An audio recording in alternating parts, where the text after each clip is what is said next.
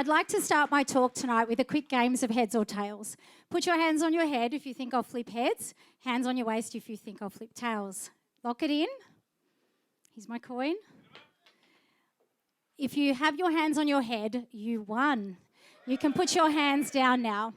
This 50-50 probability was the chance my 4-year-old daughter was given to beat leukemia. This is her heading off to preschool, unbeknown to me, riddled with leukemia. The 4 words, "Your daughter has leukemia," were told to me that very night. My world turned upside down, and this is when her story began. The very next morning, Raya was given a central line that was inserted into her chest. We marked her story with these beautiful beads. That blue bead you see is representative of her central line. This is a plastic tube that goes into her chest where chemotherapy, blood transfusions were given to her. Raya had 100 doses of chemotherapy. She had 46 blood transfusions, 25 general anaesthetics. And after 5 months of treatment, Raya still had leukemia in her bone marrow. What was left to do? A bone marrow transplant. This is her dad donating her bone marrow to her. What are the chances of this bone marrow transplant working? 50-50. How does a mother continue to go on when you hear these words about your own child? Your world is literally turned upside down. Many people asked me, "Are you angry? Did you think, why me?" The truth was I didn't. I believed that grief, death is part of life, and it's not really a matter of why, but matter about when or how will you deal with this when it happens. I'd like to share some learnings with you that her journey taught me. The first one was lean into community.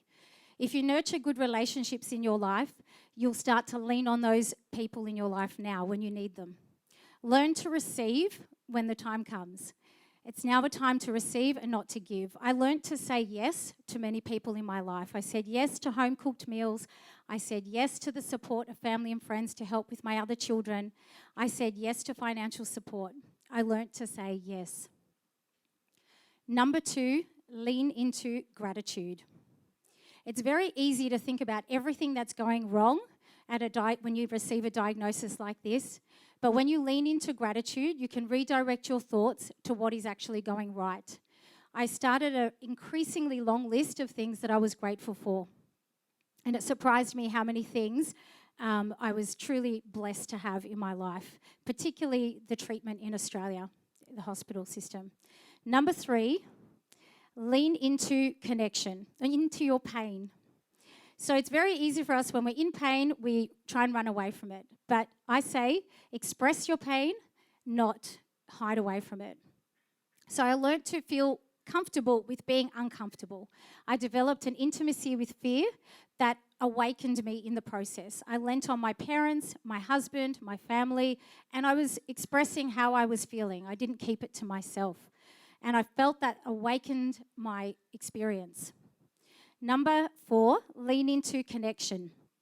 Connection to all the resilient tools that you have fostered already in your life. Almost 20 years of yoga at that point, and it was like it was down to this very moment for me. I used all the tools in my yoga practice to help me through treatment. So I moved my body, I meditated, I sat in stillness, and I used my breath, the most powerful tool that we have to calm down our nervous system.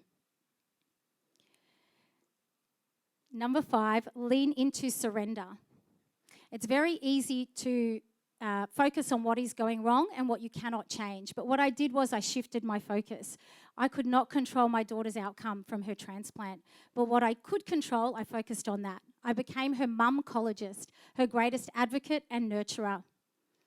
The first noble truth of Buddhism is that life is suffering. And if we believe and accept that life is suffering, perhaps we will live happier lives. You see, death teaches us how to live. The Latin phrase memento mori means remember we must die. And if we accept and believe that death, grief is part of life and we remember we will die, perhaps we will remember how to live. Just like my 6-year-old daughter, who is now 2 years cancer-free, living her best life. These 6-meter story beads are her story. She won the ultimate game of heads or tails. I hope these learnings help you when, not if, when you have challenges in your life. Thank you.